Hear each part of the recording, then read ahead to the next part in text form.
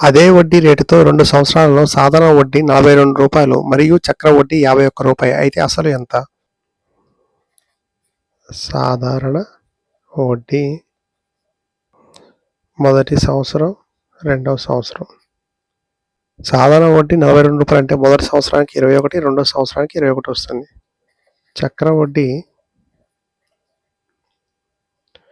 మొదటి సంవత్సరానికి 21 వస్తుంది, రెండవ సంవత్సరానికి ఎంత వస్తుంది? 30 అంటే 21 + 9.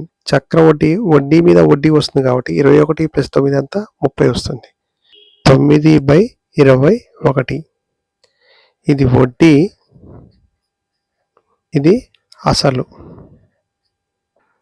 3 మూల 9, 3 × 21. 3/7. ఇది వడ్డీ, ఇది అసలు. సాధారణ వడ్డీ 2 సంవత్సరాలకు 42 అయితే 1 సంవత్సరానికి ఎంత వస్తుంది?